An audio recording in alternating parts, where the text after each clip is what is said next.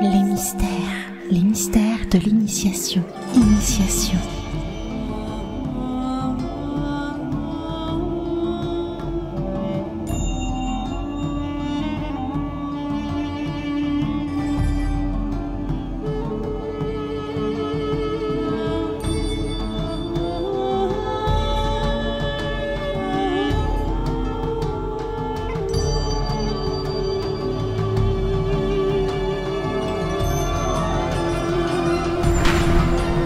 Replay, ça s'est passé sur Radio Arcadie.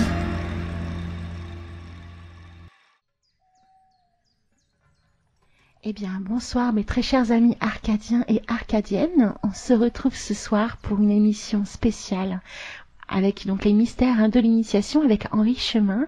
Bonsoir Henri Chemin. Bonsoir Alina, bonsoir à tous. J'ai une voix très spéciale ce soir Henri parce que tu me fais découvrir, tu vas nous faire découvrir ton temple magique. Tout à fait. Tout voilà. à fait.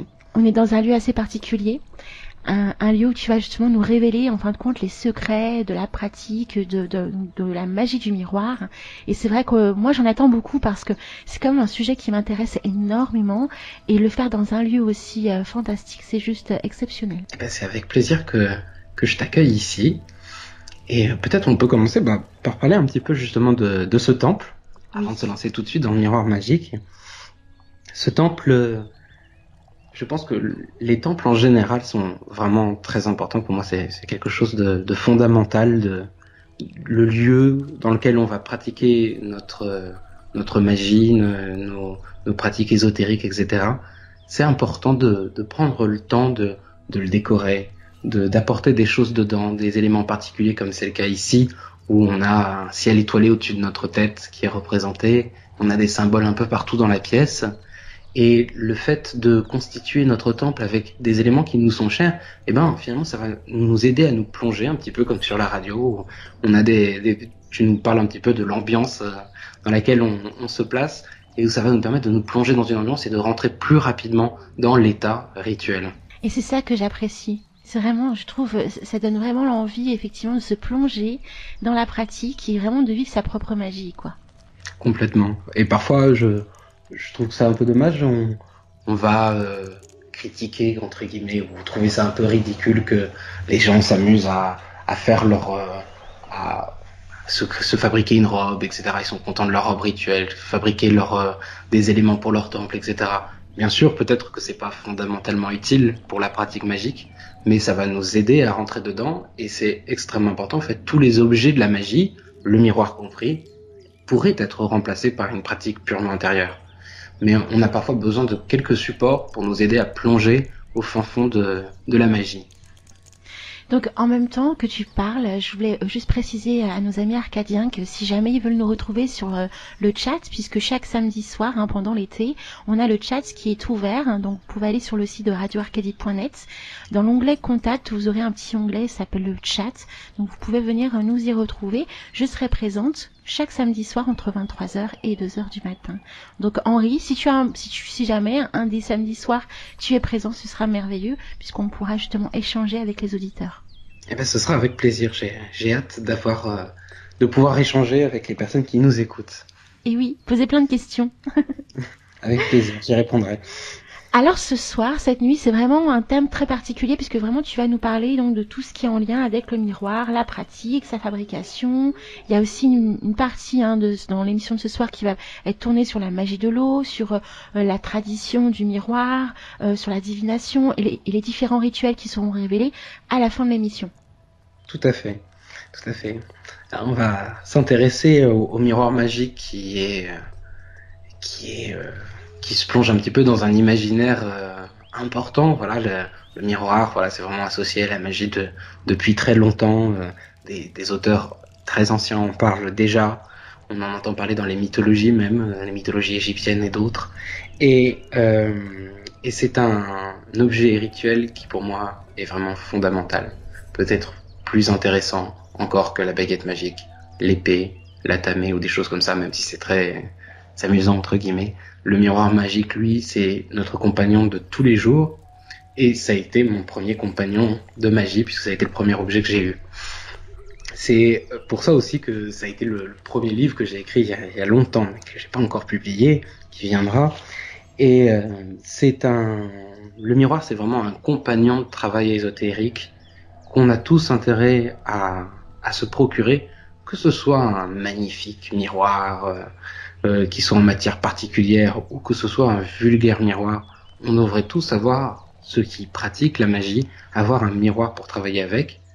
Déjà, pour être un compagnon, vous allez voir, on va en discuter tout au long de la soirée ou de la nuit, mais aussi pour une pratique bien particulière dont on va parler, que moi personnellement je pratique tous les jours, qui est le seul élément que je pratique vraiment quotidiennement, alors qu'il y a plein de choses que je devrais faire que je ne fais pas. Mais cet élément-là, j'y tiens et c'est très agréable de le pratiquer au quotidien. Justement, tu vas nous expliquer tout au long dans l'émission ce qu'on pourrait vraiment faire avec un miroir, parce qu'il existe une tonne de choses, une tonne de pratiques qui est liée au miroir. C'est vraiment quelque chose de fou, je trouve. Complètement. Alors déjà, peut-être on peut commencer par parler un petit peu de qu'est-ce que c'est que ce miroir, qu'est-ce qu'on entend par cet élément-là. On reviendra sur la tradition par la suite, mais il faut bien considérer que le miroir magique, c'est presque une pratique plus qu'un objet. Le miroir peut être remplacé par différentes choses. C'est pas forcément une glace réfléchissante. Ça peut être d'autres choses. Le miroir, c'est l'élément qui va nous permettre de communiquer avec l'autre côté du voile. L'autre côté du voile, c'est-à-dire ce qu'il y a derrière le monde incarné, le monde invisible, le monde secret et mystérieux. Et l'œuvre d'un magicien tout au long de sa vie, je pense, est d'essayer d'appréhender, de comprendre, de ressentir ce monde secret et discret qu'est le monde invisible. Le miroir va être notre plus fidèle compagnon pour nous accompagner dans la communication avec l'autre côté, l'endroit où il y a l'énergie. Et donc ce miroir qui peut se représenter sous de diverses façons, que ce soit, on en parlait un petit peu avant, la surface réfléchissante d'un lac, ça peut être une carafe, ça peut être un verre, ça peut être un miroir, ou ça peut être cette fameuse boule de cristal dont on entend tant parler. Ça peut même être un cristal, voilà. La seule chose importante finalement, c'est que ce soit quelque chose de réfléchissant. L'élément réfléchissant va nous permettre finalement de nous voir nous-mêmes, et avec certaines pratiques, avec certains exercices, on va pouvoir passer au-delà de notre propre image, au-delà de l'image de la réalité, pour aller de l'autre côté. C'est ça l'intérêt du miroir principal, peut-être. D'ailleurs, si les auditeurs qui écoutent Arcadie depuis quelques mois maintenant ont découvert les mystères de l'initiation du mois de mai, donc Henri avait transmis un tout premier exercice justement sur ce fameux exercice du miroir, et tu pourras toujours le réitérer ce soir en fin de nuit, en fin d'émission, comme ça les auditeurs pourront réécouter ce fameux exercice. Eh bien, avec plaisir, on en parlera, et puis on va parler aussi j'ai envie de vous transmettre la pratique quotidienne, parce que on est souvent intéressé par des rituels, pour certains objectifs, pour la guérison, pour la purification, pour enlever les mauvaises énergies, pour toutes sortes de choses. Mais ces éléments-là sont intéressants, mais la plupart du temps, sans doute vous l'avez remarqué, si vous avez pratiqué la magie, ça ne marche pas. Tout simplement. Il faut quand même être pragmatique, même si on est dans un monde mystérieux et invisible, etc. La plupart du temps, les rituels ne marchent pas. Et ça n'est pas le fait que la magie n'existe pas, c'est simplement que c'est une science extrêmement compliquée et qui se base sur des éléments principalement intérieurs. Et donc, il va falloir avant tout avoir une pratique quotidienne régulière, bien plus que de s'intéresser à des objectifs particuliers. Une fois que le magicien aura réussi à intégrer, aura réussi à se discipliner, parce que c'est une difficulté, peut-être encore plus pour moi parce que je ne suis absolument pas discipliné en général, mais cet élément-là, finalement, au bout d'un moment, il va vous appeler. Vous allez avoir envie d'aller dans votre occultum, dans votre temple, pour travailler avec votre miroir. Et donc, cette pratique quotidienne que je vous invite à découvrir, elle débute par le simple fait de se munir d'un miroir et, si c'est possible, de vous constituer un temple aussi petit soit-il. Là, avec Alina, on est dans ce temple qui est assez grand, voilà, qui est particulier. On a de la place. Oui, on a de la place, on peut le dire. Mais même si vous n'avez pas la possibilité d'avoir un temple, ça peut être juste un meuble, ça peut être juste une petite table, ça peut être l'intérieur d'une commode, etc. Mais c'est vraiment intéressant et vraiment important d'avoir un lieu qui est sanctuarisé et qui le reste perpétuellement. Le peuple asiatique a compris ça bien avant nous, et vous pouvez voir que dans n'importe quel restaurant asiatique, dans n'importe quel magasin asiatique, peu importe le thème, vous retrouverez toujours un petit temple. Et la plupart du temps, il est visible. Parce qu'il est important d'avoir un endroit où le sacré peut se densifier au fur et à mesure. Si vous démontez et vous remontez votre temple perpétuellement, vous allez perdre en intensité. C'est ce qu'on parlait un petit peu au début avec le fait de décorer son temple. Donc même si c'est microscopique, je vous dis, il n'y a pas besoin d'avoir un magnifique temple avec plein d'objets qui coûtent cher. Même si vous avez un tout petit espace, c'est important de l'avoir. Et dans ce petit temple, moi je vous invite à placer un miroir magique. Donc on va voir tout au long de la soirée et de la nuit comment utiliser ce miroir. Eh bien, tu nous donnes l'eau à la bouche, Henri. Eh bien, tant mieux, c'est l'objectif. Alors justement, donc tu expliquais que la définition du miroir, en fin de compte, c'est vraiment l'objet fétiche, l'objet de pratique qu'utilisent toutes les sorcières ou les pratiquants ésotériques au sens large. C'est vraiment un objet que tout grand praticien ou bon praticien possède. Alors, je ne sais pas. Je dirais, pour moi, oui, c'est un objet vraiment fondamental. Je ne sais pas s'il est si apprécié que ça. Je pense que quand même, il fait la peur, baguette. En fait. Oui, peut-être. Et puis, peut-être qu'il y a la peur parce que c'est un objet particulier, mais aussi parce que c'est beaucoup plus difficile de comprendre l'objectif du miroir et l'utilité du miroir par rapport à une baguette magique. Je pense qu'il y a beaucoup plus de praticiens qui ont une baguette magique qu'un miroir. Et pourtant, moi personnellement, la baguette magique, je m'en sers presque jamais, alors que le miroir, c'est tous les jours.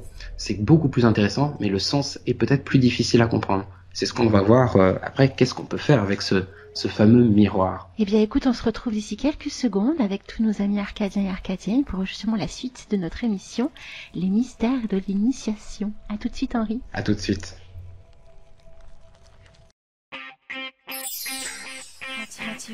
Radio Arcadie. Arcadie. www.radioarcadie.net.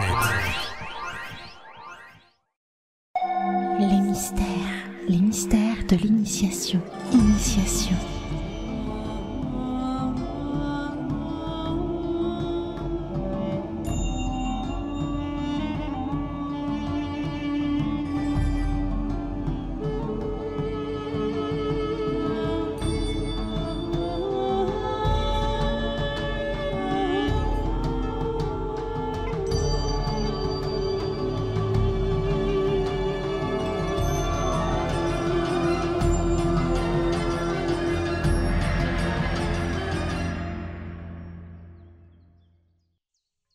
Eh bien, on se retrouve pour la deuxième partie des mystères de l'initiation qui est liée donc au thème du miroir magique.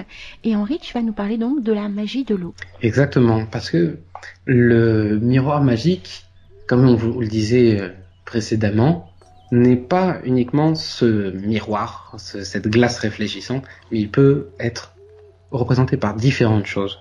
Le miroir magique, c'est vraiment une pratique. Et cette pratique, c'est le vrai terme peut-être qu'on devrait utiliser plutôt que miroir magique, c'est la magie de l'eau. La magie de l'eau, c'est une magie extrêmement complexe dont on parle finalement pas tant que ça. On va parler de la magie de l'eau au sens de la magie des 4 éléments, mais pas la magie de l'eau vraiment. Cette magie, elle va s'associer à l'élément aqueux, l'eau directement, aux différents liquides. Les potions magiques vont être associées à la magie de l'eau, où il n'y a pas forcément de l'eau dedans d'ailleurs. Il peut y avoir uniquement de l'alcool ou d'autres choses.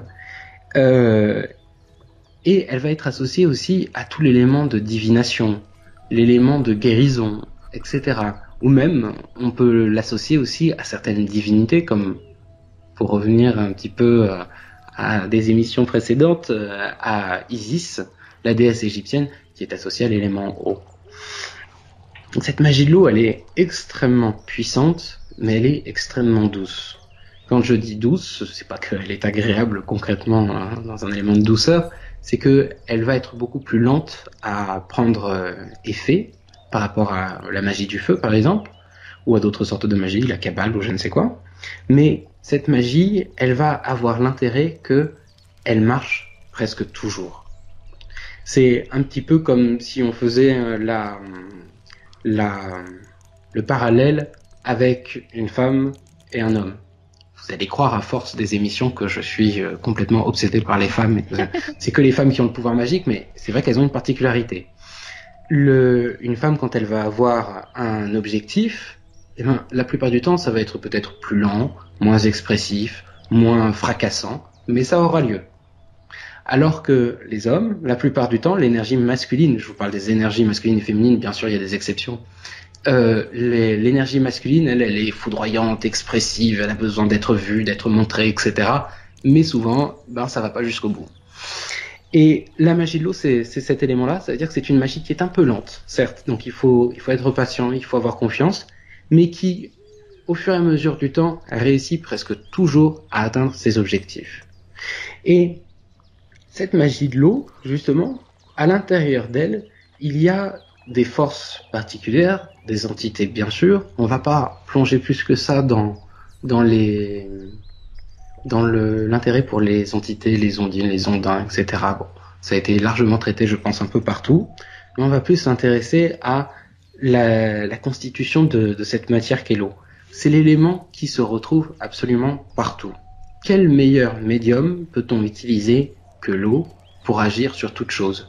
Si on considère par exemple que quand on n'est pas dans le temple là comme aujourd'hui, Alina est à l'autre bout j'exagère, mais ailleurs en France que moi, et finalement même si on est très loin et qu'on ne peut pas se toucher concrètement, eh bien il y a une particule d'eau qui se lie entre ma main et sa main.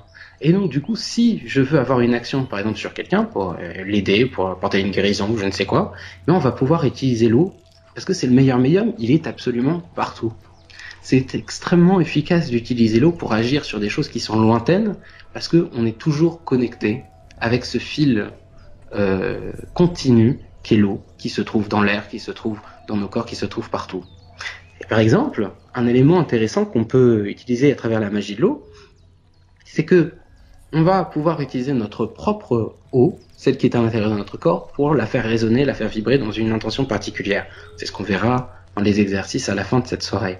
Mais on peut aussi étendre notre émetteur en allant toucher, par exemple, un verre d'eau, une carafe, toucher l'eau qui est à l'intérieur d'un verre d'eau d'une carafe, ou aller toucher l'eau qui est dans un lac, ou aller toucher l'eau qui est dans la mer. Et là, si on arrive à transmettre notre vibration à l'intérieur de ce récipient d'eau, qu'il soit tout petit comme un verre ou immense comme la mer, on va finalement se servir de cette eau pour devenir émetteur de notre vibration, c'est-à-dire de notre volonté. Donc la magie de l'eau, c'est extrêmement puissant, c'est extrêmement intéressant, il faut juste savoir la manipuler. Donc cette magie de l'eau, on va pouvoir s'en servir de diverses façons. Là, je vous ai parlé un petit peu de l'eau concrète, le liquide, qu'on va pouvoir utiliser pour transmettre une information, mais on va pouvoir aussi l'utiliser pour recevoir une information. Et c'est ce qui a été énormément associé à la magie de l'eau au cours de la tradition, c'est l'aspect divination. Ou même guérison, on est un peu dans le même objectif. Dans la divination, à travers la magie de l'eau, on va se servir de l'eau pour qu'elle puisse nous transmettre les informations de l'autre côté du voile. Si on s'intéresse à la magie égyptienne, par exemple, on va pouvoir voir que l'on parle énormément des eaux primordiales. On en parle aussi dans la Kabbale, on en parle un peu partout. Ces eaux primordiales, ce sont les premières eaux d'où tout est né. Et ces eaux-là vont être en contact direct presque avec l'autre côté du voile. On peut considérer finalement que ces eaux primordiales n'ont rien à voir avec la mer, l'eau dans une bouteille ou je ne sais quoi, mais sont vraiment la matière énergétique qui est de l'autre côté. Et c'est pour ça qu'il faut faire attention finalement quand on traite de la magie des 4 éléments. On va souvent avoir tendance à associer l'élément terrestre à l'élément spirituel, alors qu'il y a bien une différence. Quand on va parler de l'énergie feu, de l'élément feu par exemple, le feu, l'énergie feu, n'est pas une flamme de briquet. C'est quelque chose d'autre. Une flamme de briquet, étant donné qu'elle est incarnée, elle est censée être composée des 4 éléments. Ce sont les 4 éléments qui vont permettre l'incarnation. Donc quand on va avoir une flamme de briquet, en fait, dans cette flamme, dans cette matière physique, il y a de la terre, de l'eau, de l'air et du feu. Et pas seulement du feu. Le feu originel, l'élément feu, lui, n'est que feu et donc ne peut s'incarner. Ça va être la même chose avec la magie de l'eau. On va utiliser un médium, qui est l'eau physique, pour atteindre cette eau immatérielle. Et c'est justement l'objectif du miroir magique. On va utiliser ce miroir magique qui est associé symboliquement à l'élément eau pour contacter l'eau originelle. Parce que notre vrai objectif à travers la magie de l'eau, ça n'est pas l'eau matérielle, mais l'eau immatérielle. Cette eau qui est transmettrice de connaissances, d'initiation, de guérison et de purification. Et donc on va pouvoir faire tout un chemin intérieur de la magie de l'eau pour essayer de contacter cet autre côté de la matière, le côté invisible, le côté immatériel, pour réussir à avoir des effets. Par exemple, à travers l'usage de la magie de l'eau, on va pouvoir utiliser cette représentation pour pouvoir apporter des guérisons. Pourquoi ? Au pire, oui, bon, ça semble sans doute logique à beaucoup d'entre vous parce qu'on en parle partout, mais après tout, pourquoi ? Associe-t-on l'eau à la guérison ? On aurait pu associer la terre, ça aurait pu avoir une logique. On aurait pu associer ça au feu, ça aurait pu avoir une logique, à l'air aussi. Pourquoi l'eau ? Parce que finalement, l'eau, c'est l'élément qui constitue absolument tout, à la différence du feu, de l'air et de la terre. Et cet élément qui constitue absolument tout est du coup, parfois, la représentation et le socle sur lesquels nos maladies, nos difficultés, va prendre forme. Et du coup, l'eau est absolument tout, le mal et le bien, et donc on va pouvoir agir sur cette eau pour réussir à transformer cette eau pour qu'elle devienne positive, qu'elle se reconnecte, en fait, à l'eau originelle. La plupart, à mon sens, des maladies, des difficultés de la vie, etc., sont juste un mauvais alignement. Ils ne sont pas, c'est pas un problème qui vient de l'extérieur, quelque chose de particulier qui naîtrait de nulle part. C'est que il y a un déséquilibre qui empêche que l'eau originelle, l'élément divin, appelons-le comme on veut, la lumière, arrive à descendre parfaitement. Et ces petits blocages vont empêcher la circulation de l'énergie et donc vont créer une maladie, une difficulté. Si l'on parvient à reconnecter notre eau matérielle à l'eau immatérielle et que la lumière va pouvoir descendre librement, alors les blocages vont céder, les difficultés vont se rompre et on va pouvoir avoir un accès plein et total à la connaissance et à un corps sain, à la guérison. Voilà un petit peu pour la magie de l'eau. On va découvrir encore un peu plus profondément la magie de l'eau, et puis juste après on va rentrer vraiment dans le concret par rapport à ce miroir magique. La magie de l'eau, elle, je pense, elle est beaucoup plus intéressante à toucher à travers un vrai miroir réfléchissant qu'à travers l'eau liquide, etc. Pourquoi ? Parce que elle va nous apporter un élément de plus, même si l'on peut se voir dans un lac, comme on le disait au début, le miroir réfléchissant est quand même le meilleur moyen de se voir totalement. Pourquoi on a tant intérêt à se voir ? Parce que on va principalement utiliser le miroir en regardant des éléments particuliers de nous-mêmes. Et surtout, les yeux. On va se fixer dans les yeux à travers un miroir, et finalement, cette surface réfléchissante va faire comme un aller-retour entre le miroir, nos yeux, le miroir, nos yeux, le miroir, nos yeux, et nous permettre à chaque aller-retour de rentrer plus profondément à l'intérieur de nous-mêmes. Et qu'est-ce qui est le plus difficile, que ce soit pour un magicien, pour un profane, pour n'importe qui, c'est de réussir à se connaître soi-même. Si l'on se connaît soi-même, alors on recouvre, c'est un peu ce que je vous disais tout à l'heure, on est aligné, on recouvre la totalité de son pouvoir. Et le pouvoir de l'homme est très grand. On est une entité extrêmement importante dans la hiérarchie du Malkout de la Terre. Et si on arrive à aller au fin fond de nous-mêmes, on arrive à ouvrir notre pouvoir magique. Et c'est ce qu'on va essayer de faire ce soir. J'ai hâte, Henri. Alors, on se retrouve juste après la pause publicité pour la suite donc de l'émission Les mystères de l'initiation. À tout de suite, les amis.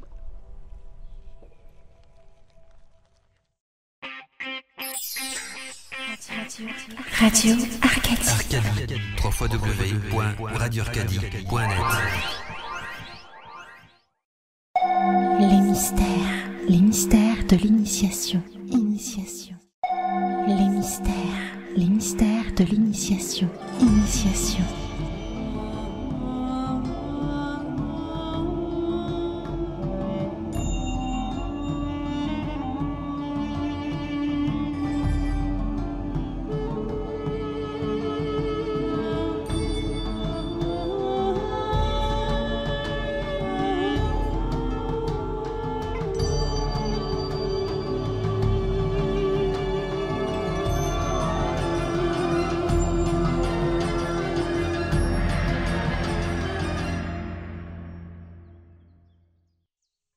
Eh bien, on se retrouve pour la troisième partie donc de notre émission spéciale sur la pratique de la magie du miroir.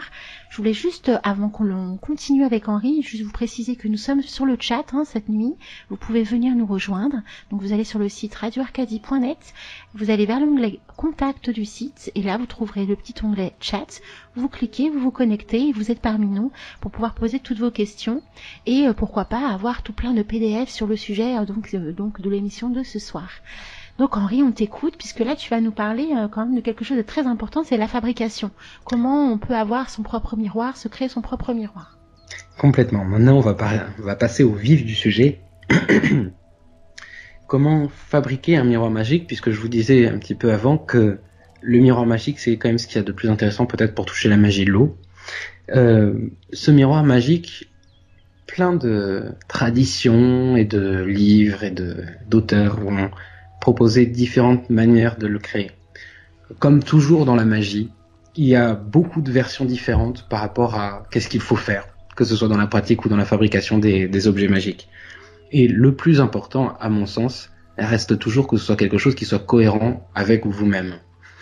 Quand, par exemple, on se tourne vers la talismanie, souvent je vois que les gens utilisent des talismans qui sont extrêmement complexes, extrêmement puissants, très intéressants, etc., mais qui ont été faits par d'autres, à une autre époque, dans une autre tradition, et qui est totalement incompréhensible par nous. Et le problème, finalement, avec ces talismans qui sont utilisés, de mon expérience propre, après, peut-être certaines personnes arrivent à avoir des grands effets, c'est qu'ils sont totalement inefficaces, parce que on ne comprend rien de ces symboles.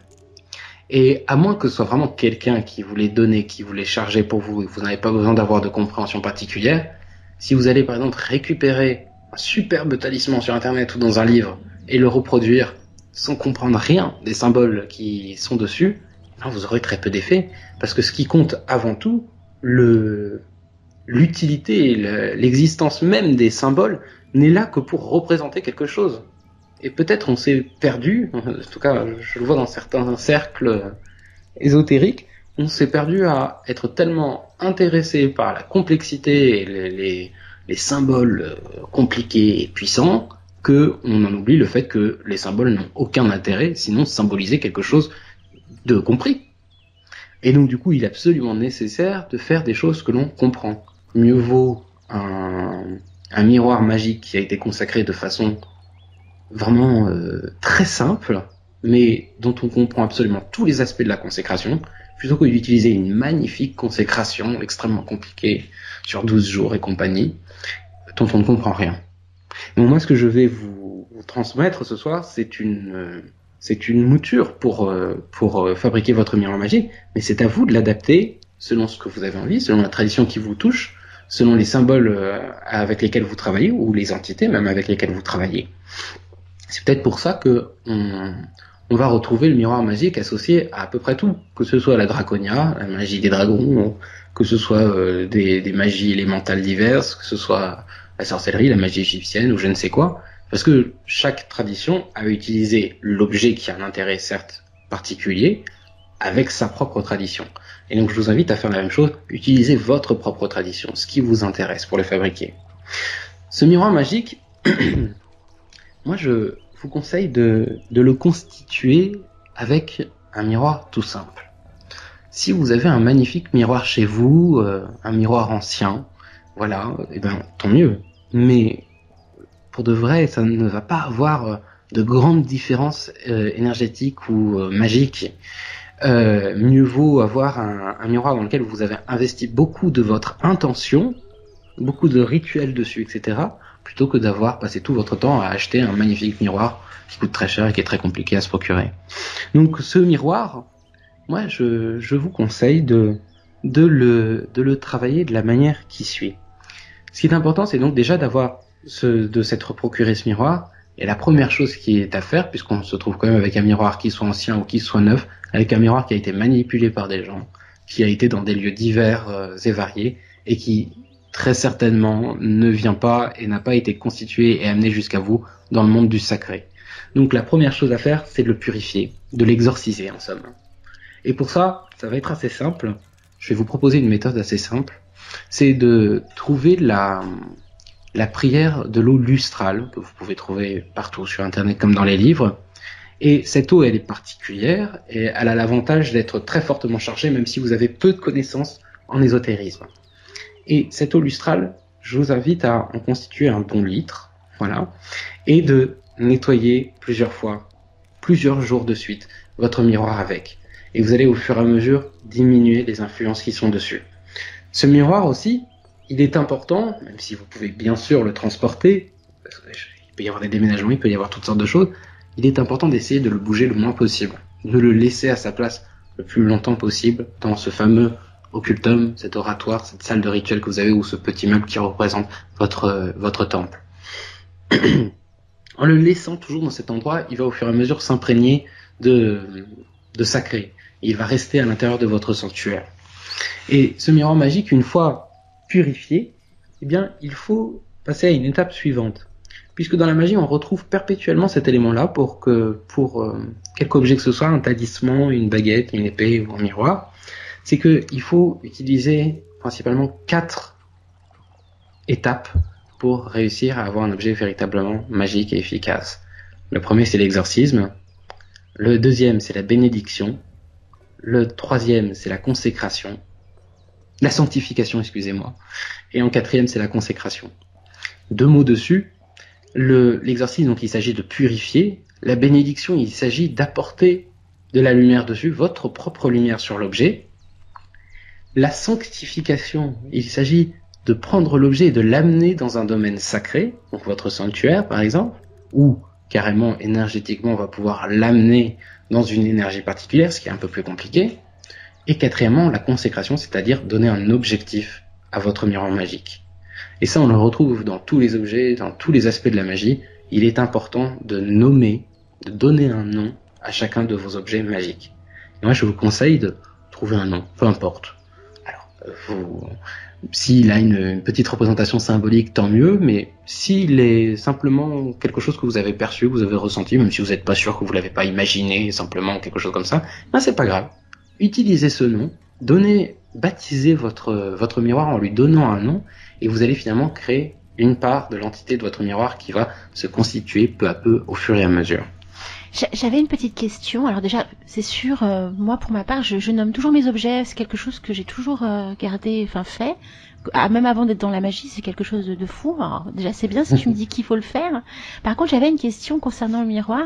J'ai entendu dire un peu partout qu'il fallait aussi le couvrir d'un tissu noir de préférence.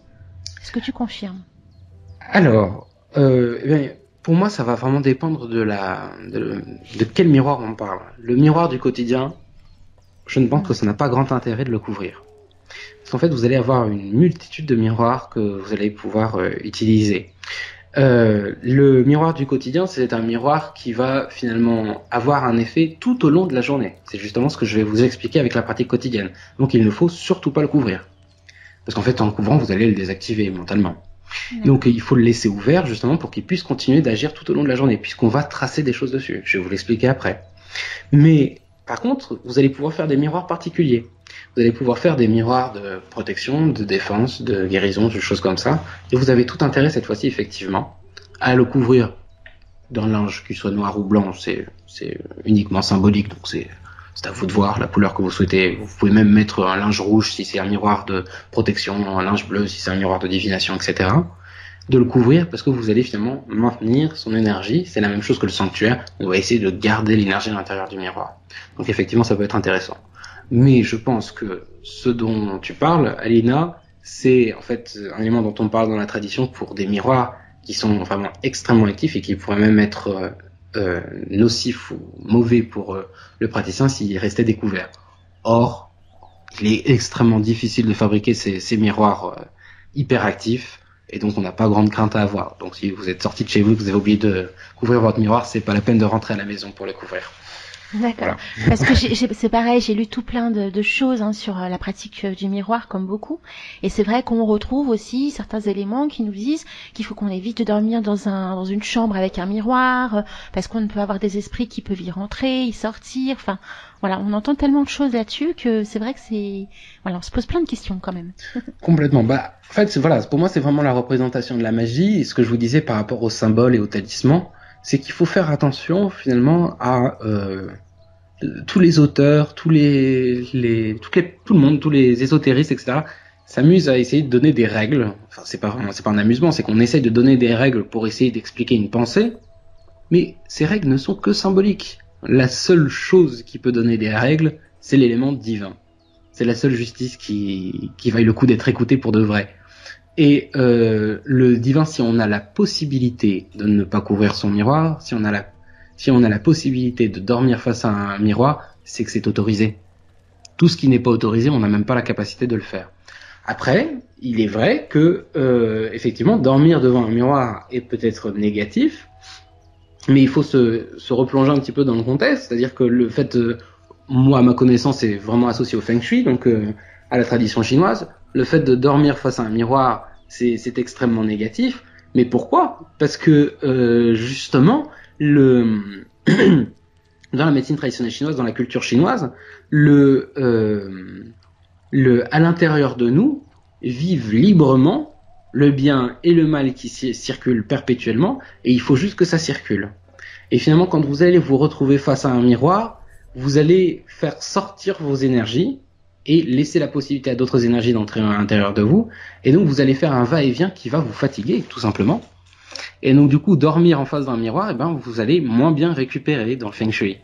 Mais après, tout dépend, encore une fois. Si vous fabriquez un miroir de guérison, ou même de perception, quelque chose comme ça, qui vous permettrait de faire des voyages astrales pendant la nuit, alors pourquoi pas ?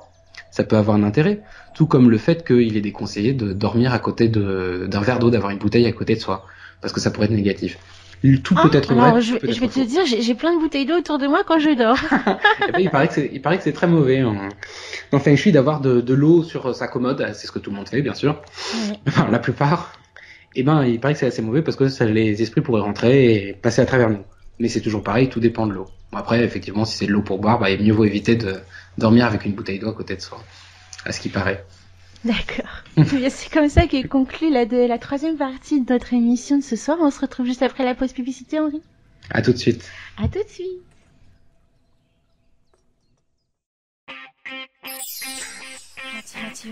Radio Arcadie. Arcadie. www.radioarcadie.net.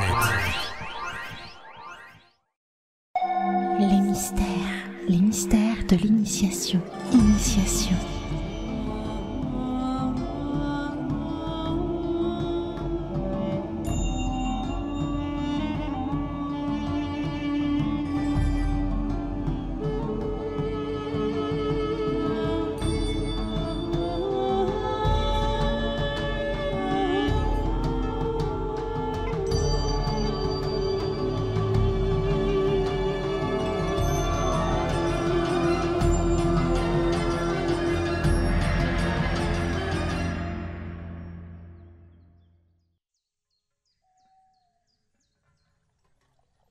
Bien, on se retrouve pour la quatrième partie donc de notre émission spéciale sur la magie du miroir. Et donc Henri, tu vas continuer sur le fait qu'il faut comment fabriquer son propre miroir et comment tout ça fonctionne. Complètement. Alors donc on a fait cette première partie en purifiant notre miroir avec l'exercice, en faisant de l'eau lustrale et en nettoyant notre miroir 3 jours de suite. La deuxième étape, ça va être de le bénir, donc de lui apporter notre propre lumière. Et cet élément-là, on va le faire simplement en le nommant. C'est ce qu'on disait. On va donner un nom à notre miroir. Et moi, je vous conseille même de tracer le nom du miroir au dos de ce miroir. Pourquoi ? Parce que finalement, vous allez créer une sorte de talisman perpétuel, puisque vous verrez par la suite que vous allez pouvoir faire des talismans sur votre miroir, mais du côté réfléchissant. Au dos, vous pouvez mettre son nom et vous allez même pouvoir tracer un certain nombre de pentacles. Donc ça va être l'aspect bénédiction, la sanctification, ça va être le faire monter dans l'élément saint. Et donc, le fait de faire monter votre miroir dans l'élément saint, c'est qu'il faut, je pense, que vous mettiez votre miroir sous une représentation divine. C'est ce que l'on fait perpétuellement en magie, dans tous les... presque, je pense qu'il y a peu d'exceptions à cet élément-là, presque dans tous les rituels, on va se mettre sous une représentation divine, sous un esprit, sous quelque chose, etc. Parce que finalement, il va faire notre intercession jusqu'au monde de l'invisible. Et donc, je vous conseille, moi, de mettre au dos encore de ce miroir, au-dessus du nom que vous aurez mis au milieu du miroir, de mettre un nom divin, une représentation divine. C'est à vous de voir. Ça peut être dans la Kabbale Yod, le dieu originel. Ça peut être une divinité égyptienne comme Messet, ça peut être toutes sortes de choses, c'est à vous de voir selon la tradition qui vous touche, avec laquelle vous travaillez. Et la dernière partie, c'est la consécration de ce miroir, et donc il va falloir, pour consacrer, donner une direction. Ça veut dire c'est avec le sacré consacré, on va donner une direction à notre miroir, à un objectif particulier. Et tout à l'heure, je vous parlais de ces miroirs vraiment constitués dans un objectif très particulier. C'est pas le miroir que je vous invite à faire. Donc il va simplement falloir mettre un objectif très générique. Il ne faut pas, je pense, mettre dessus un objectif qui soit la guérison, etc. Autrement, vous allez vous limiter par la suite de ce que vous pouvez faire avec votre miroir. Donc, je vous invite simplement à demander à cet esprit d'être votre servant, votre guide, et de vous aider à traverser le voile de la connaissance.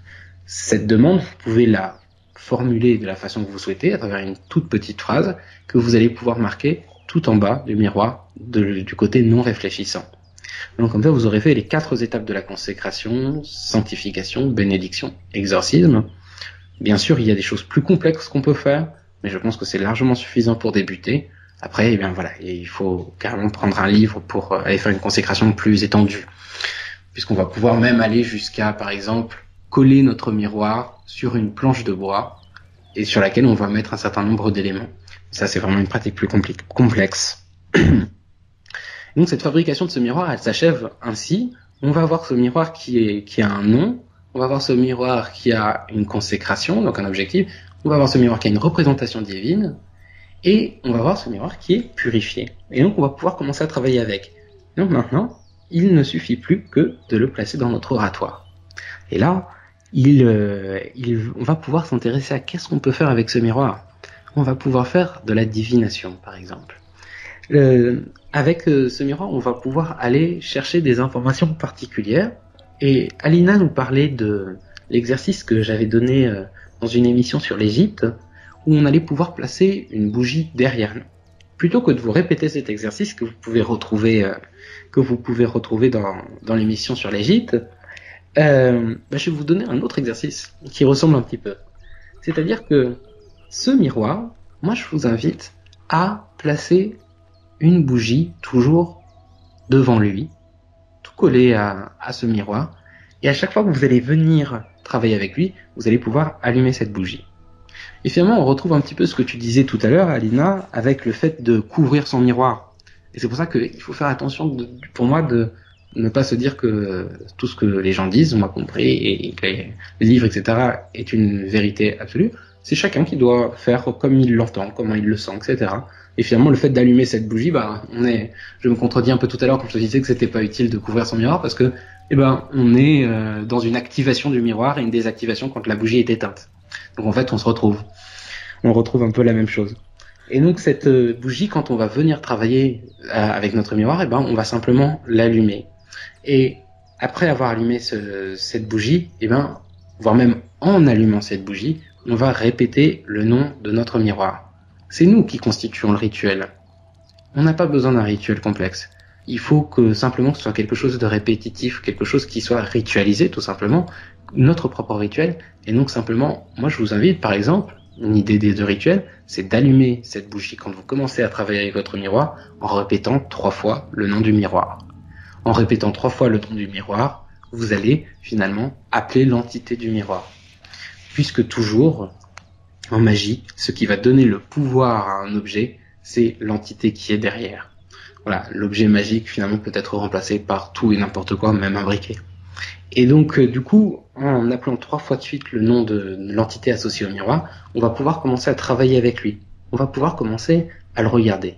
Et le tout premier exercice, je pense, qui est à faire, c'est de simplement rester à regarder ce miroir et à regarder nos propres yeux.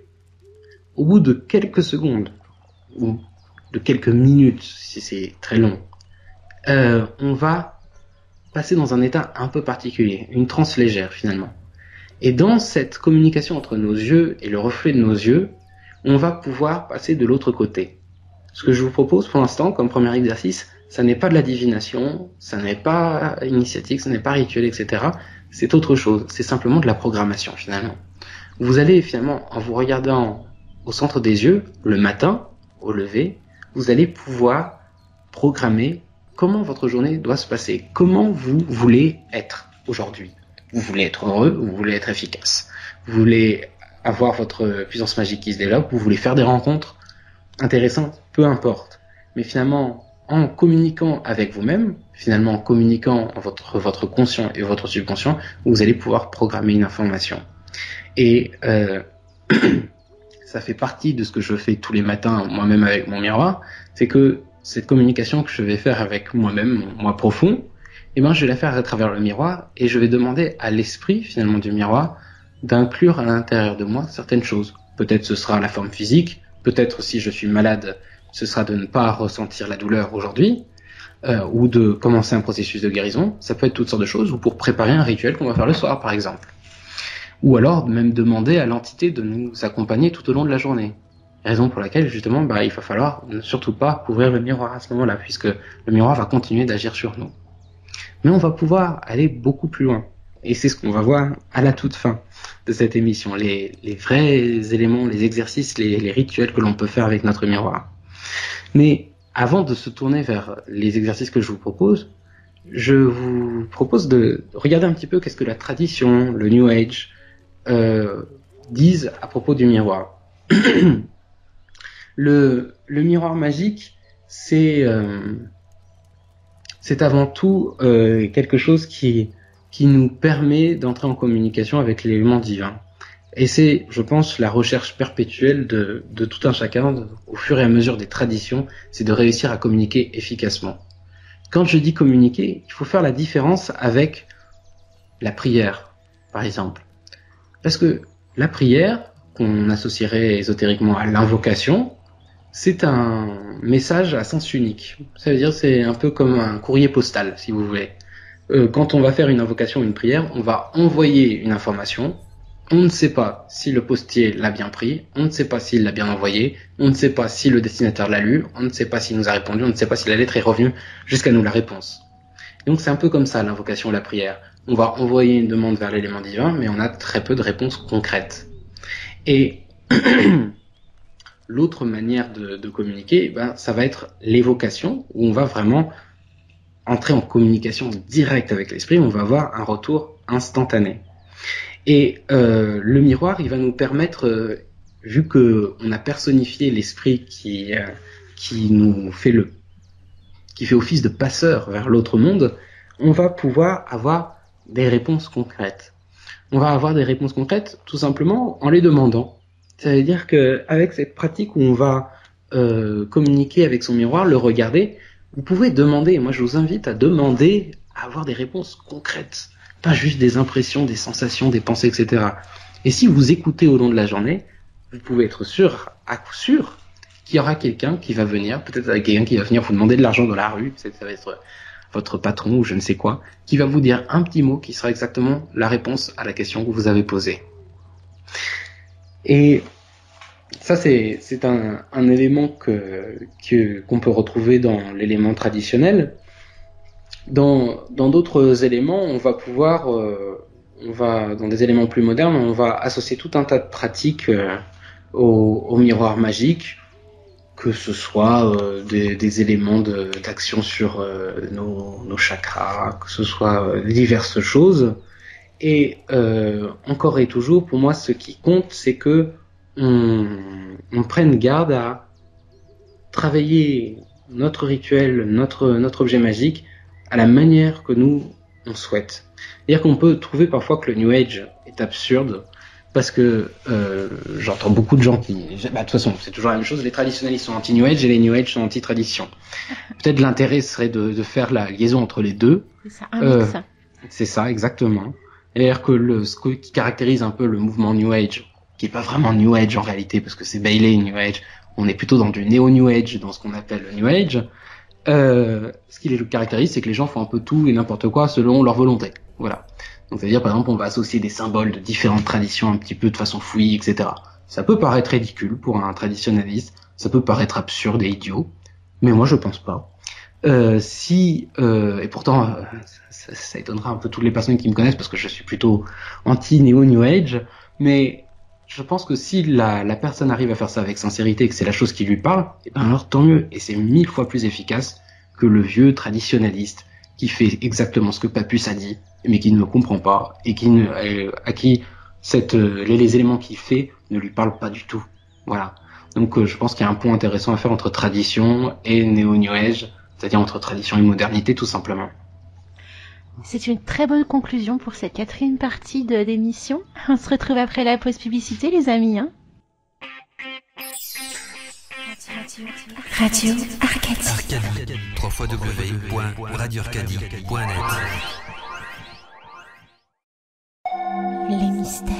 Les mystères de l'initiation. Initiation.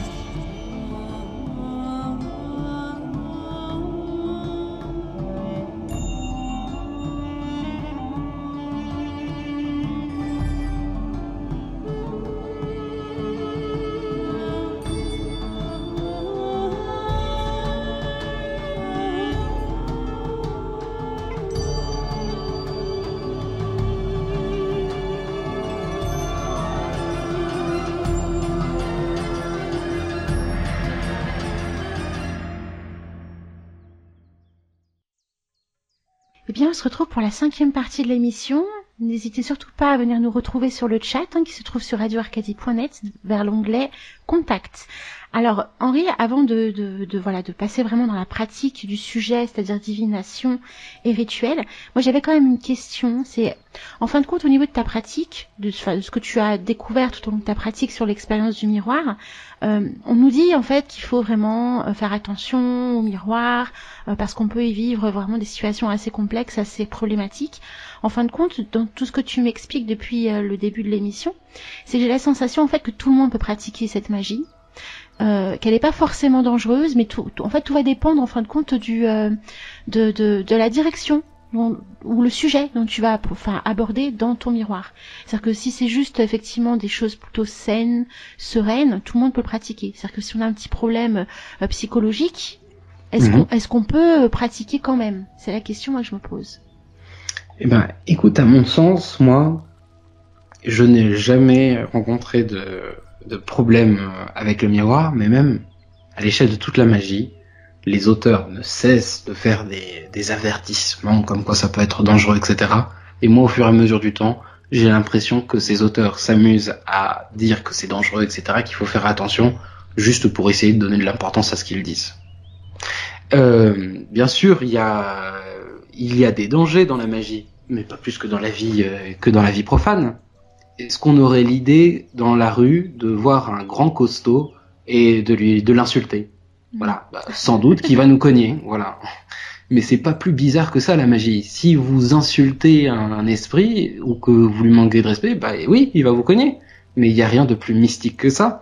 Je pense, moi, de mon expérience, je n'ai jamais vu quelque chose de terrible qui se passe à travers la magie, des chocs en retour, etc. Les chocs en retour, en fait, c'est quoi? C'est simplement que les gens sont mauvais. Ça veut dire qu'on fait tout un monde du choc en retour comme si c'était quelque chose de dangereux, etc. en magie, mais enfin, le choc en retour, c'est juste la normale, peut-être la justice. C'est-à-dire que la personne veut du mal à quelqu'un et il va se reprendre quelque chose sur lui. Le choc en retour, ça ne devrait pas inquiéter le magicien, parce que normalement, en tout cas dans mon angle de la magie, s'il y a un choc en retour de ce que je fais moi, eh ben je suis ravi, parce que je n'en vois que des choses positives aux autres. Donc si j'ai un choc en retour, tant mieux. Voilà. Et donc, du coup, la seule personne qui a à craindre du choc en retour, c'est les personnes qui bidouillent des choses négatives. Et la meilleure manière de pratiquer la magie sans aucun danger, c'est de pratiquer le bien, tout simplement. Donc, je pense que effectivement, tout le monde peut travailler le miroir magique. Tu parlais de personnes qui ont des petits troubles mentaux ou des choses comme ça, ou peu importe. Tout le monde peut pratiquer la magie. C'est comme si on se demandait finalement, est-ce que tout le monde peut pratiquer la croyance ? Voilà, tout le monde a le droit de croire. Après, les gens seront, on recevra ce que l'on a semé tout au long de notre vie. Et donc, effectivement, ceux qui pratiquent la magie, une magie négative, une magie contre les autres, recevront le négatif. Mais de toute façon, ils le reçoivent déjà dans leur vie.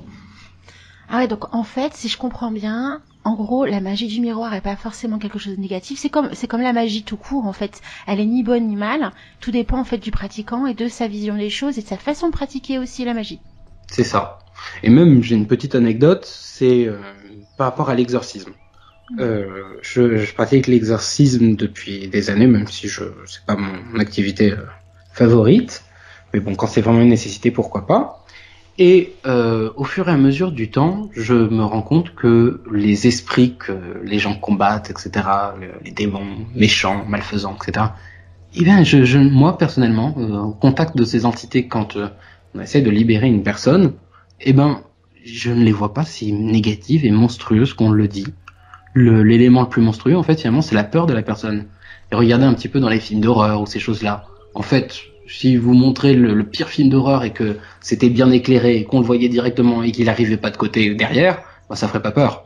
Oui. La seule chose qui nous fait peur dans un film d'horreur, c'est la surprise, le fait qu'on s'y attend pas, qu'on sait pas où est-ce qu'il est, qu'on sait pas à quoi il ressemble, etc. On nous fait monter une tension. C'est la peur. Mais finalement, l'esprit ou l'élément de science-fiction dans les films n'est pas si effrayant que ça. Parce que moi, ce que j'ai pu voir de mon expérience dans le monde de l'exorcisme, c'est que ces esprits qui peuvent parfois tourmenter quelqu'un ou même un lieu, vous savez, dans des maisons hantées ou des choses comme ça, la plupart du temps, c'est juste qu'ils essayent d'évoluer. Par exemple, l'exemple le plus clair peut-être, c'est ce fameux nécromancien, donc l'esprit d'un mort, qui est à un endroit et qui veut simplement chercher à continuer sa route et à évoluer, et qui est bloqué pour une raison X ou Y. Et il va tourmenter les gens qui sont là, pas parce qu'il est démoniaque et il leur veut du mal, mais simplement parce qu'il veut continuer son chemin et qu'il n'y arrive pas. Un peu comme nous, d'ailleurs, les humains, qui parfois sont bougons, on est méchants, et en fait, c'est pas qu'on est fondamentalement méchants, c'est qu'on est énervé et qu'on a des problèmes. Alors, moi, une question que je me pose, c'est par exemple, on a justement tout ce petit retour, psychologique, inconscient, on a peur du noir, par exemple. Tu peux nous conseiller, ou même peur de tous ces films, parce que forcément, ça nous envoie des images négatives sur tout ça. Tu peux nous conseiller, effectivement, de pratiquer la magie du miroir, mais plutôt en journée. Ce serait peut-être plus simple et ça éviterait justement à notre imagination de vivre des choses un petit peu complexes, un petit peu difficiles. Oui, ça peut être une première étape, mais moi je pense que peut-être si on a cette crainte, il serait intéressant justement d'aller dedans pour réussir à la rompre, à l'atténuer, etc. On a bien souvent peur du noir parce que justement on s'attend à ce qu'il y ait quelque chose qui apparaisse ou je ne sais quoi. Mais si par exemple vous êtes chez vous, il y a votre chat qui vient et qui vous surprend, vous êtes étonné, vous le regardez et puis vous n'avez plus peur. Oui. Et en fait peut-être le problème par rapport aux esprits, à la magie, etc. C'est même si c'est un peu excitant, donc tout le monde s'amuse à augmenter cet élément-là, c'est que c'est pas si fantastique que ça. La magie, elle est juste naturelle. Il y a rien de monstrueux, de délirant ou d'extraordinaire. C'est un élément naturel, un fil délicat qui se déroule au fur et à mesure du temps. Si on accepte de regarder l'élément qui apparaît, on se rendra compte qu'il n'est jamais méchant. Pourquoi ? Parce que c'est simplement une créature du divin. Donc, elle aussi cherche à évoluer, nous on cherche à évoluer. On ne fait que rencontrer un petit peu plus Dieu à travers les rencontres, à travers les esprits. Donc moi, personnellement, même si je pense que mieux vaut éviter dans un premier temps de travailler avec des esprits inférieurs parce que c'est plus délicat. Je pense que ces esprits-là ne sont pas foncièrement mauvais. Ça me fait penser un petit peu dans l'Égypte à Seth et Apophis. Seth est le mal nécessaire, Apophis est l'obscurité. Le vrai danger pour l'homme, pour le magicien, ça va être de cesser d'évoluer, donc de cesser de regarder. À partir du moment où on regarde l'esprit, on se rendra compte qu'il n'est pas si méchant que ça. C'est comme les humains. Quand on s'est dit qu'on avait un ennemi, que notre patron était méchant ou je ne sais quoi, on ne le regarde plus et on ne l'humanise plus et il devient monstrueux. Quand on le regarde à nouveau, on se rend compte que lui-même est en souffrance, il a des difficultés et que toute sa méchanceté n'est que sa souffrance qui s'exprime. C'est comme on dit aussi que la vraie, le vrai mal en fin de compte en soi, c'est l'homme lui-même. C'est ça, complètement. Donc effectivement, si on joue si on joue, c'est un grand mot quand je dis ça, mais si on travaille avec justement le miroir, si on se sent foncièrement peut-être mauvais ou si on a une vision un petit peu mauvaise des choses, eh bien, vu que le miroir réfléchit notre propre image, on peut y voir effectivement ce côté mauvais, quoi. Complètement. Et c'est ça qui fait aussi que ça fait peur à beaucoup de monde. Tout à fait. Et finalement, tu parlais tout à l'heure du fait de pratiquer l'usage du miroir le jour plutôt que la nuit. Oui. À l'intérieur de, je pense, tout le monde, c'est rassurant. Oui. Mais en réalité, les démons n'ont pas de problème à venir la journée. Hein. C'est vrai, les esprits non plus, je te confirme. Voilà. C'est ça. Donc, en fait, ça ne nous protège de rien, mais c'est juste qu'on a l'éclair de la lumière, de la lucidité qui nous permet de nous apaiser. Mais cette lumière, cette lucidité, on peut l'avoir aussi la nuit.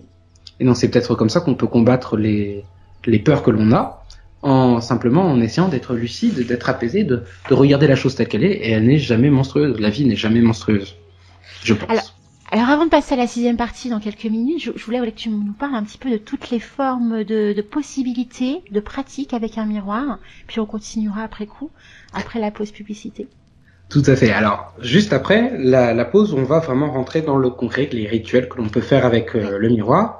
Et là, je vous propose de voir très rapidement qu'est-ce qu'on peut faire avec ce miroir. Donc, on a vu qu'on pouvait faire de la programmation, ça veut dire faire une inception magique à l'intérieur de nous pour que on aille dans un état d'esprit particulier dans sa journée. On va pouvoir faire de la divination, ça veut dire savoir qu'on nous éclaire notre chemin par rapport à qu'est-ce qui nous attend, qu'est-ce que l'on doit faire et compagnie. On va pouvoir s'auto-initier, qui est un élément extrêmement important du miroir magique. On va pouvoir s'auto-initier grâce au miroir pour recevoir un enseignement magique, pour développer ses dons et ses pouvoirs. On va pouvoir aussi énormément se faire des protections. Alors, moi je suis pas un grand adepte des protections parce que je pense qu'on n'en a pas besoin, tout simplement. Mais ça peut nous rassurer dans certains instants de trouble. Et alors pourquoi pas? Toute pratique magique est bonne à prendre. On peut avec le miroir faire une protection pour que les éléments qui viennent sur nous puissent être renvoyés. Mais faites attention. Parce que ce fameux usage du miroir magique, on va renvoyer les mauvaises énergies aux gens qui nous les envoient. Beaucoup de gens le pratiquent, etc., à travers différents rituels. Mais en fait, la plupart du temps, le mal ne vient pas de quelqu'un ou d'une entité, mais de nous-mêmes. Et c'est peut-être pour ça qu'il y a des gens qui se retrouvent enfermés dans une impression d'être envoûtés des années et des années, parce qu'ils ne cessent de renvoyer à eux-mêmes le mal qu'ils se font. Et donc du coup, c'est pour ça qu'il faut prendre la protection avec des pincettes. Plutôt que de renvoyer les mauvaises énergies, mieux vaudrait utiliser le miroir pour que ces mauvaises énergies se transforment en énergie positive. Que ce soit pour un pseudo-envoûteur s'il y en a, ou pour nous-mêmes, tant mieux. Autant que tout le monde évolue plutôt que d'essayer de renvoyer sur quelqu'un une énergie négative. On va pouvoir faire plein de choses avec ce miroir, on va pouvoir faire des guérisons, des purifications, etc. C'est ce qu'on va voir juste après la pause. On va aller dans le concret, alors prenez vos stylos et vos papiers. Écoute, depuis le début, je prends mon stylo et mon papier, je ne fais que noter. Tu as raison. Tu as raison. Ah, j'aime énormément ce que tu viens de dire, je trouve ça juste extraordinaire ce que tu viens de nous dire. Mais complètement. C'est vrai qu'il y a beaucoup de personnes en fait qui se sentent menacées par plein d'énergie négative et qui renvoient cette énergie négative. Mais c'est vrai que j'avais jamais eu la vision de se dire, mais pourquoi tout simplement on renvoie pas cette énergie négative en quelque chose de positif? Complètement. Alors après, je m'explique une seconde parce que Ouais. je pense qu'il y a beaucoup de gens qui vont être assez mécontents en entendant ce que je viens de dire, ce qu'on vient de dire, en disant mais non, moi je souffre, j'ai vraiment quelque chose qui est sur moi. Oui, bien sûr. Mais même si effectivement quelqu'un a fait quelque chose contre vous, le fait de lui renvoyer une énergie négative, vous l'inscrivez dans votre karma. Ouais. Donc même s'il y a le monde entier qui est contre vous, vous avez tout intérêt à transformer cette énergie plutôt que de renvoyer une énergie négative. Parce que bien sûr qu'il y a des gens qui souffrent et que c'est une réalité. C'est très bien conclu. On se retrouve après une courte pause de publicité. À tout de suite, Henri. À tout de suite.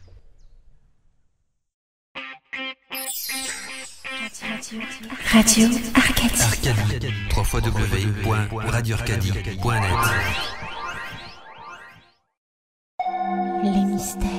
Les mystères de l'initiation. Initiation.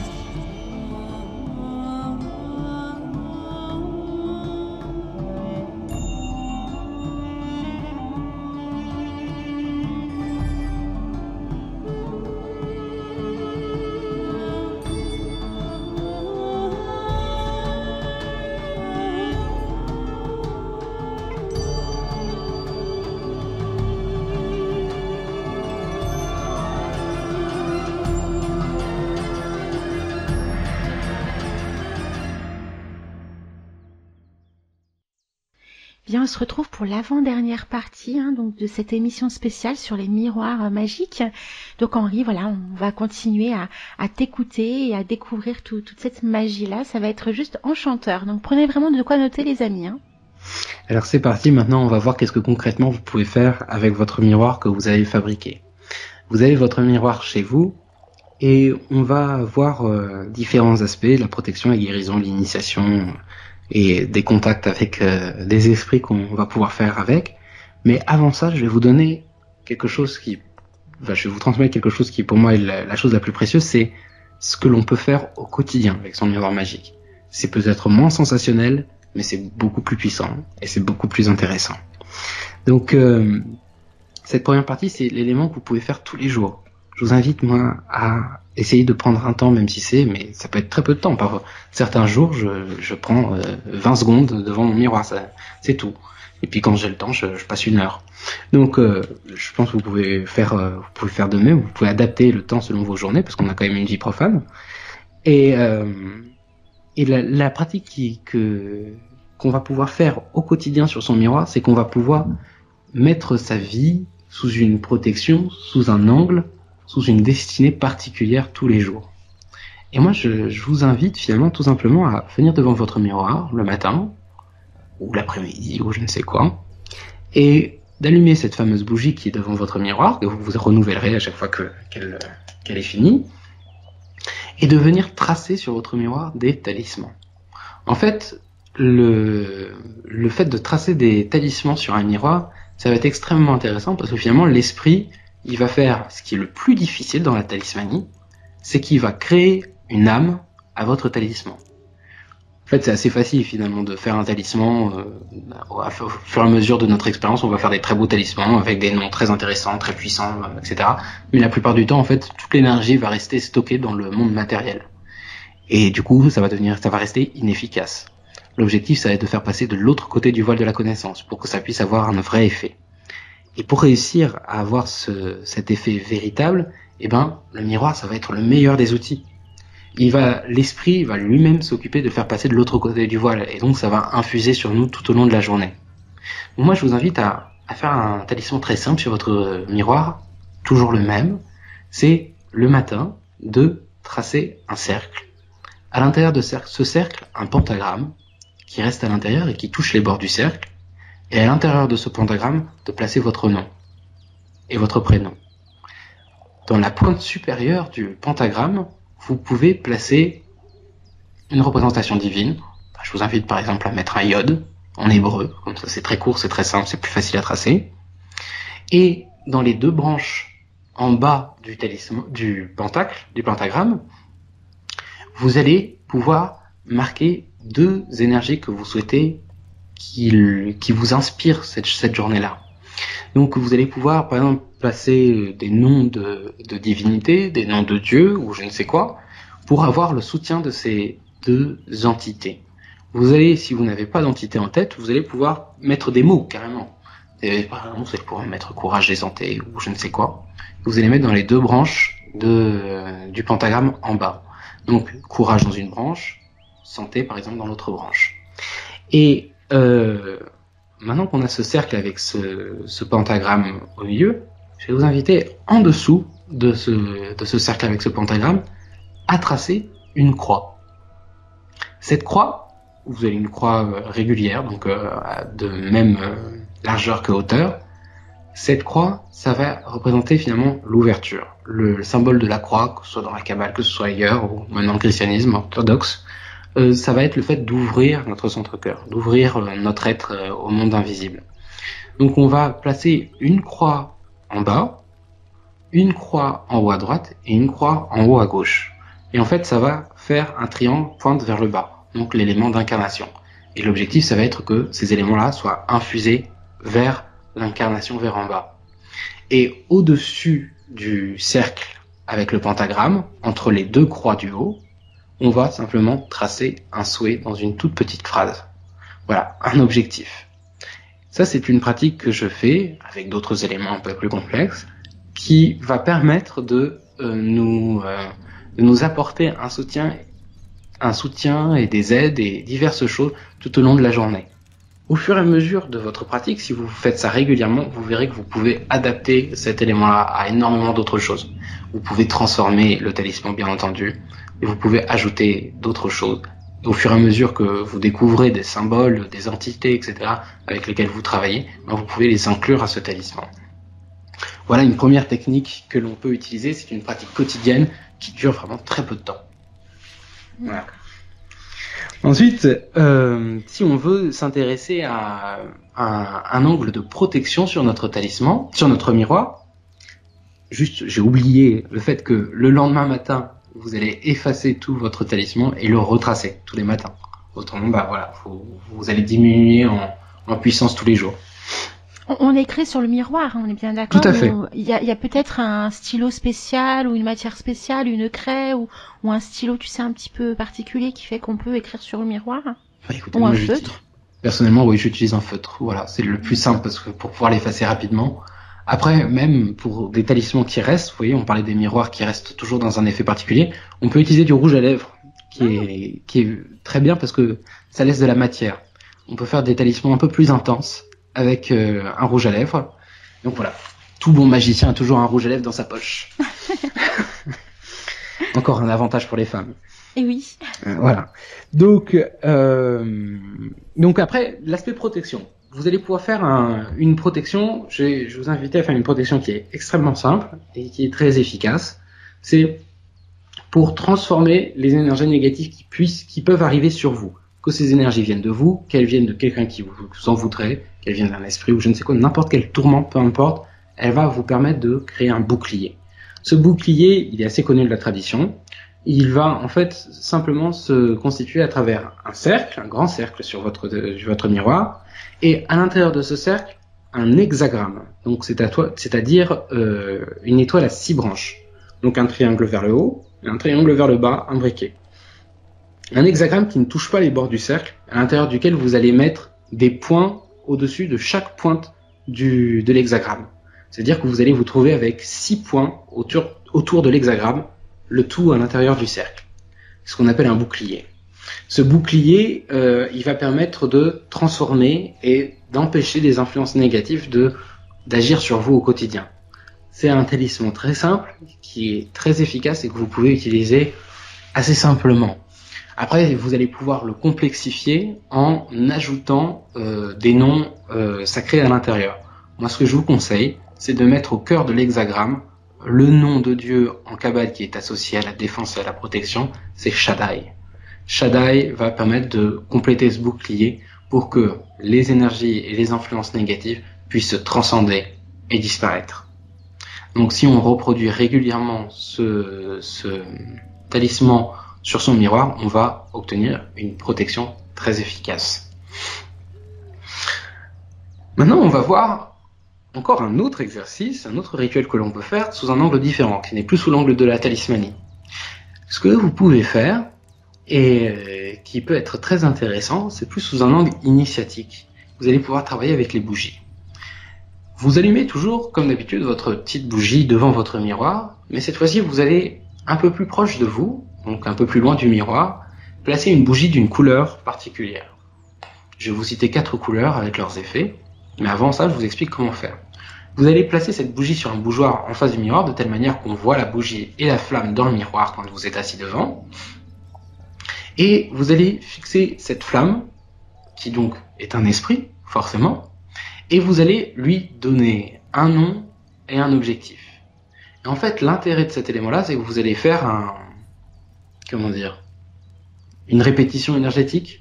C'est-à-dire que l'esprit de la bougie va infuser un souhait, comme on peut le faire même sans miroir, et le miroir va permettre de capter cette énergie, cette influence spirituelle pour l'inclure à l'intérieur de vous-même. Je vais vous citer 4 bougies que vous pouvez utiliser, par exemple. Vous allez pouvoir utiliser une bougie bleu foncé pour obtenir une guérison sur vous, sur quelqu'un d'autre. Si vous voulez même aller plus loin, vous pouvez graver cette bougie du nom de la personne à qui vous souhaitez associer la guérison. Vous allez pouvoir utiliser une bougie rouge pour vous apporter de la puissance magique. Vous allez même pouvoir sur cette bougie rouge écrire encore, graver la forme de puissance que vous souhaitez. Je vous donne un exemple, je veux développer ma vibration, mon verbe, etc., la puissance de mon verbe, ou des choses comme ça. Vous allez pouvoir ensuite, plus concrètement, excusez-moi, vous allez pouvoir mettre une bougie verte claire. Pourquoi? Pour essayer de favoriser le fait que il y ait une réussite dans votre vie. Cette réussite, je pense qu'il ne faut pas avoir honte de... J'avais un avis différent au tout début que je pratiquais la magie, mais je pense qu'il ne faut pas avoir honte de demander des choses concrètes. Au contraire, plus vous demandez, plus vous recevrez. Du moment que vous ne faites de mal à personne de votre demande, eh ben, n'hésitez pas.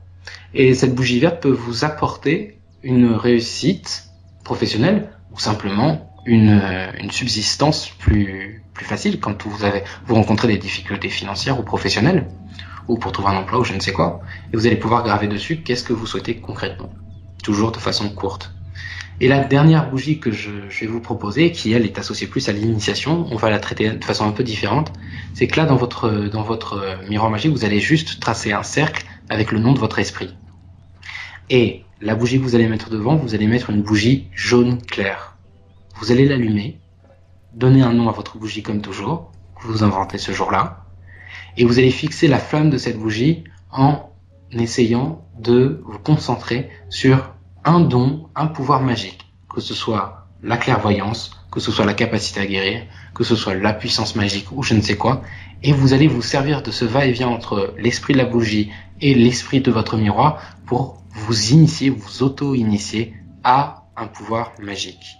Voilà certains usages que l'on peut faire avec le miroir magique. Il y en a tellement d'autres que vous pourrez essayer au fur et à mesure de votre imagination. Eh bien, c'est ainsi que l'on conclut en fin de compte la 6e partie, donc l'avant-dernière partie. On se retrouve après la pause publicité pour la dernière partie de l'émission de ce soir. À tout de suite les amis. Avant la pause publicité, je vous propose un petit bonus magique. Miroir de la Lune. Un miroir chargé avec l'énergie de la pleine lune peut être utilisé spécifiquement pour la magie lunaire. Un tel miroir double le pouvoir des autres éléments du sortilège, ajoutant une énergie supplémentaire lunaire pour l'amour, la guérison, pour augmenter le pouvoir magique, l'intuition et bien plus encore. Ce miroir lunaire est habituellement placé à plat sur l'autel pendant que vous célébrez l'esba de pleine lune ou que vous pratiquez un sortilège dans lequel l'énergie lunaire est appropriée.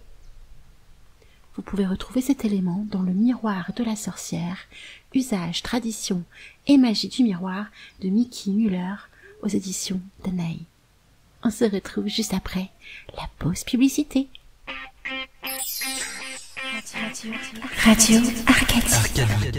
www.radioarcadie.net. de l'initiation. Initiation.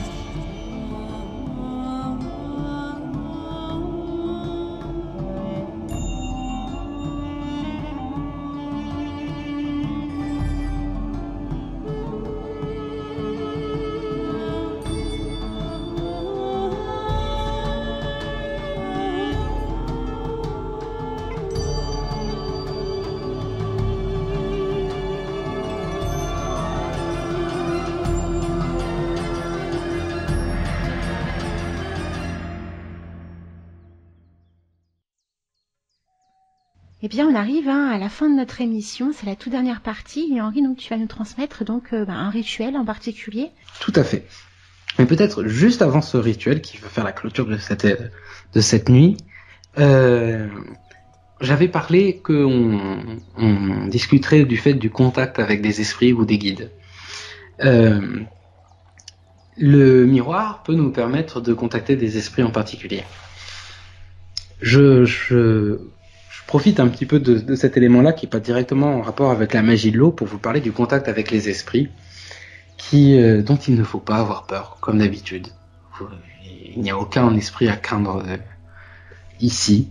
Peut-être il y a juste des esprits avec lesquels il faut avoir plus de respect encore que d'autres.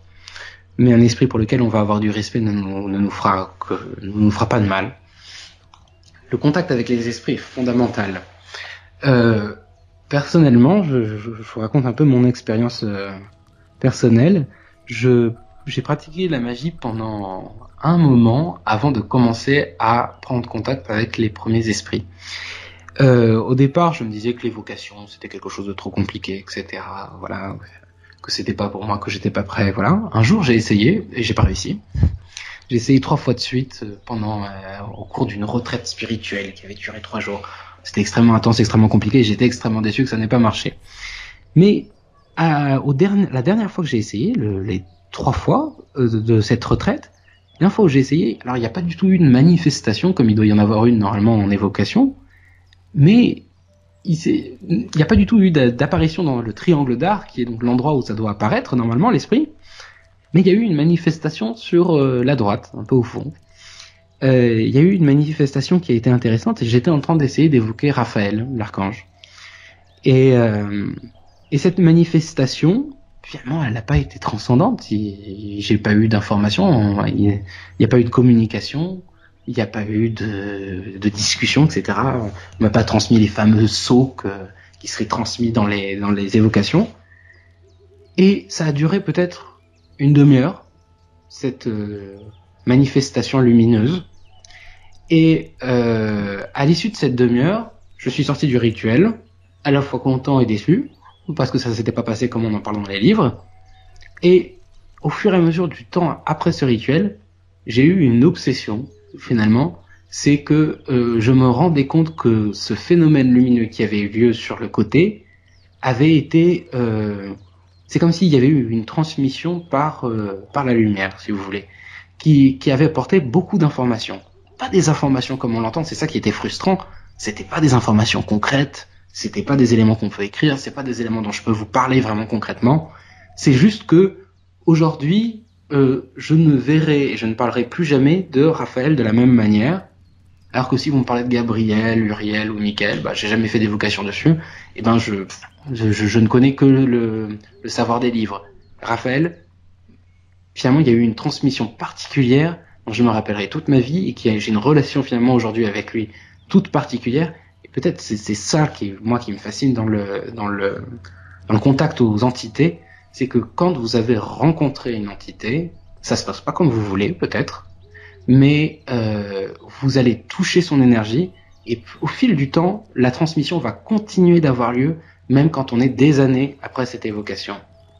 Par la suite, j'ai fait d'autres évocations qui ont été plus concrètes, mais finalement, je garde un meilleur souvenir de cette évocation qui n'était pas très satisfaisante concrètement, parce que je pense finalement que c'est une vraie transmission initiatique qui a eu lieu.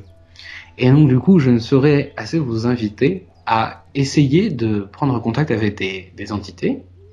Alors, petit avertissement, petite précaution à prendre, c'est que ces entités-là, moi je vous conseille de contacter une entité qui convient bien à votre énergie.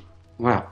puisque, alors, il n'y a pas de vrai danger, mais il y a peut-être un grand trouble qui peut se faire si on contacte une entité qui a une énergie foncièrement différente de la nôtre, sachant bien que toutes les entités ont une énergie très différente déjà.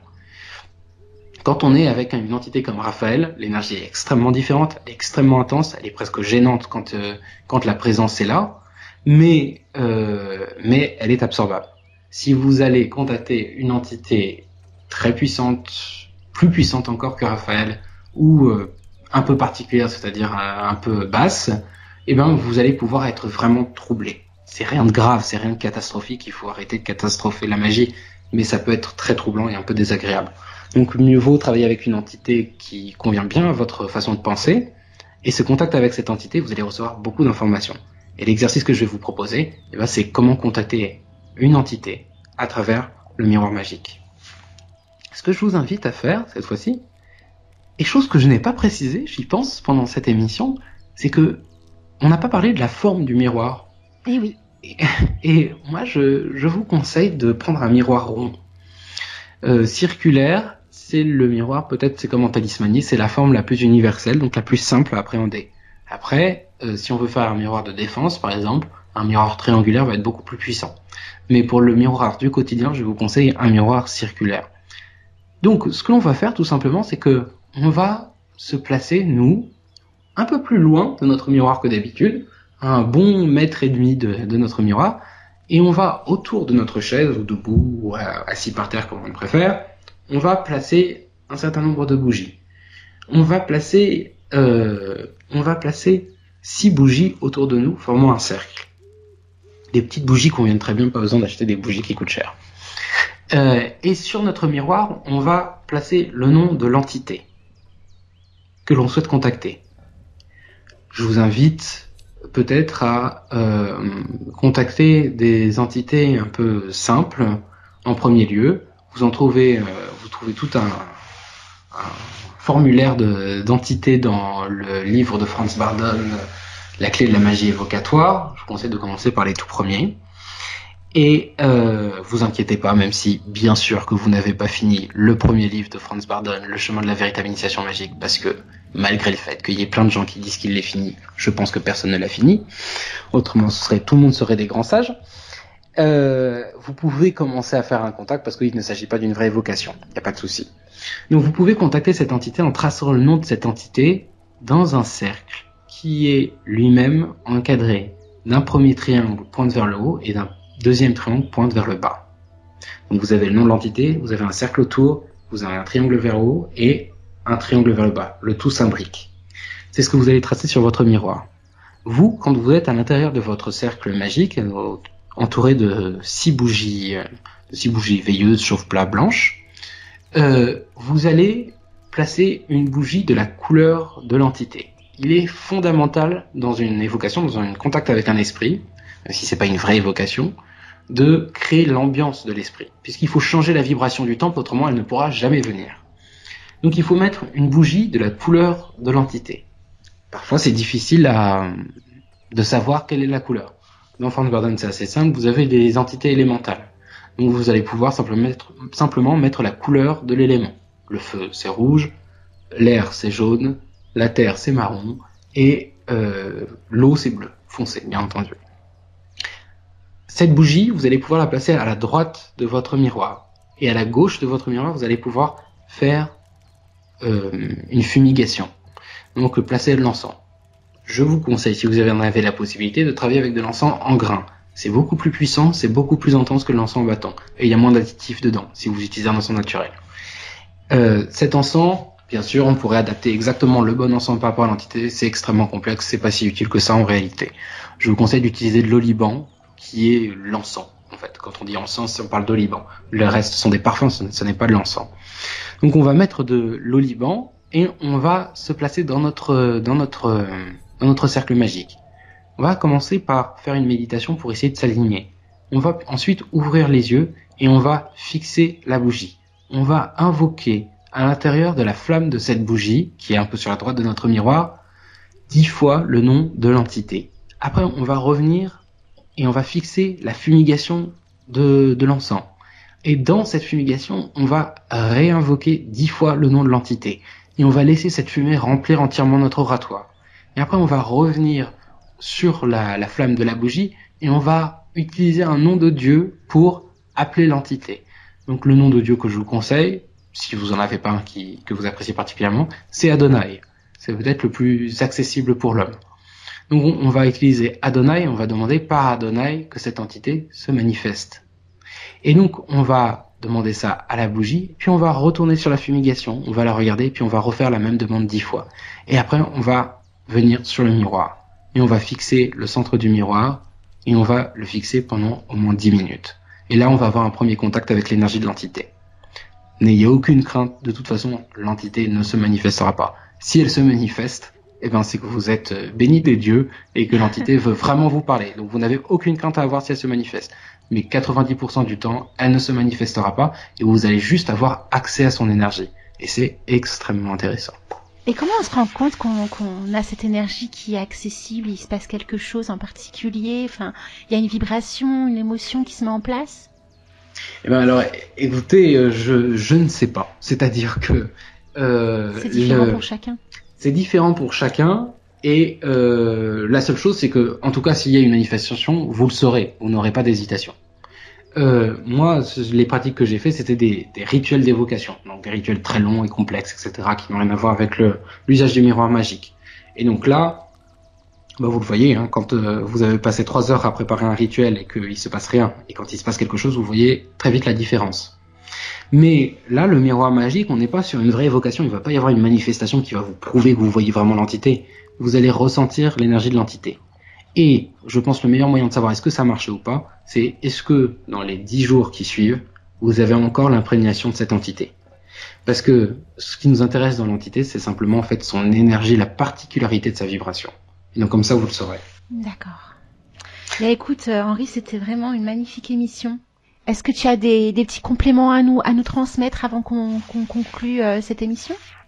Alors, le petit complément, un élément que j'ai pas du tout dit que vous pouvez faire avec le miroir magique, c'est aussi avoir un tout petit miroir magique, un microscopique. Plus il est petit, mieux c'est. Moi, j'en ai un personnellement qui fait 4 cm de haut à peu près, de large et de haut, de diamètre, et que je porte sur moi, et parfois, et sur lequel vous allez pouvoir graver aussi le nom de l'entité, de votre miroir principal. Et ce petit miroir, ça va être un élément qui va pouvoir vous suivre, vous guider et vous aider au quotidien et dans lequel vous allez pouvoir faire une action, même au travail ou ailleurs. Donc ça peut être intéressant aussi. Eh bien, c'est un très bon conseil que tu nous donnes là. et c'est ainsi en fait qu'on conclut l'émission donc de cette nuit. Écoutez, on vous fait plein de gros bisous. On espère que vous avez passé un très très bon moment en compagnie d'Henri Chemin. Et ben voilà, j'espère que vous avez vraiment apprécié tous ces éléments concernant le miroir. En tout cas, moi, ça m'a rassurée sur plein de choses. Ça m'a appris plein de choses, donc je suis super contente. Moi aussi, j'étais contente de partager et d'échanger avec toi et avec les auditeurs. On va se retrouver pour la rentrée, bien évidemment, avec Henri, pour continuer l'émission des mystères de l'initiation sur tout plein de thèmes. Donc ça va être juste magique. Tout à fait. Bonne nuit à toi, Henri. À très bientôt. À toi aussi et à vous tous. Au revoir. Très bonne nuit à tous. Les mystères de l'initiation. Initiation.